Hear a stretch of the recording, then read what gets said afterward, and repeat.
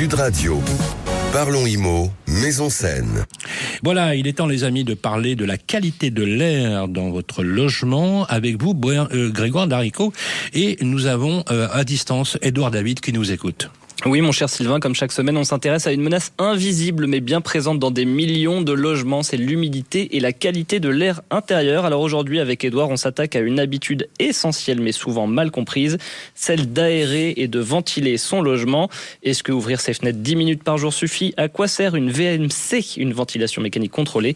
Quels sont les bons gestes? Donc pour répondre à nos questions, j'ai le plaisir de recevoir Édouard David, responsable du pôle d'engagement sociétal de Murprotec. Bonjour et bienvenue Édouard.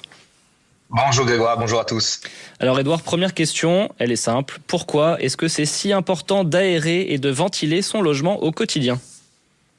Eh bien Grégoire, parce que le constat est clair. Aujourd'hui, l'air intérieur peut être 5 à 9 fois plus pollué que l'air extérieur selon l'ADEME.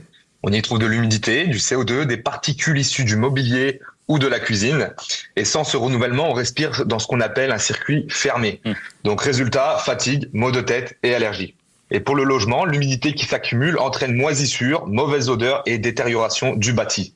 Ventiler, c'est protéger sa santé et son habitat. Et on le rappelle aussi, Édouard, l'humidité, c'est un des facteurs aggravants de notre santé dans le logement. Vous nous le confirmez ?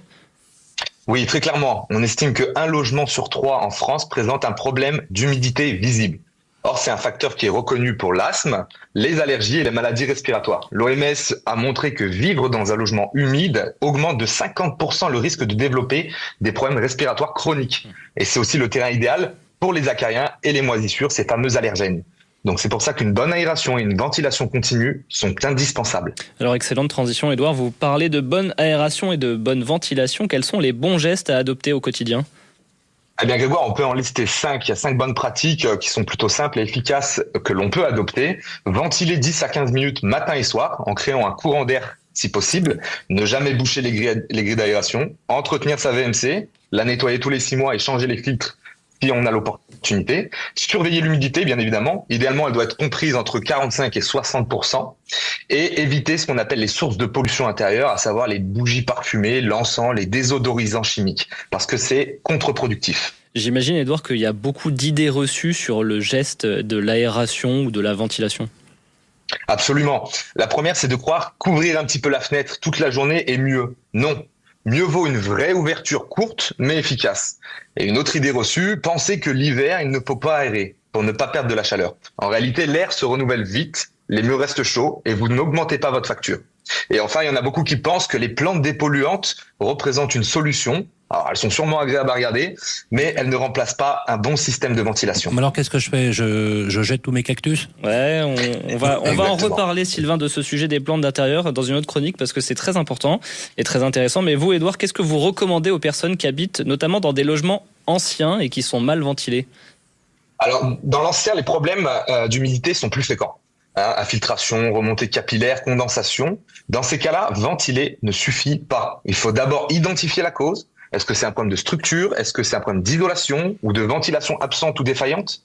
Donc nous, chez Murprotec, aujourd'hui, on réalise un diagnostic gratuit et complet pour proposer des solutions durables adaptées à chaque situation. Allez, Édouard, un mot de la fin pour nos auditeurs.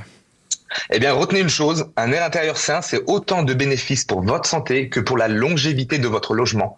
Ventilez. Et si le problème persiste, faites-vous accompagner. Vivre dans une maison saine, c'est pas un luxe, c'est aujourd'hui une nécessité. Donc si vous avez un doute, on y répond avec plaisir sur le site maison-saine.fr avec des conseils pratiques, des vidéos d'experts et même des tutoriels qui vous accompagneront dans l'entretien justement de votre VMC, comme on a pu l'aborder. Merci beaucoup Édouard David, vous êtes responsable du pôle d'engagement sociétal de Murprotec. Respirer un bon air, ça commence par un bon geste, mon cher Sylvain. Merci Grégoire. Sud Radio. Parlons IMO, Maison Saine.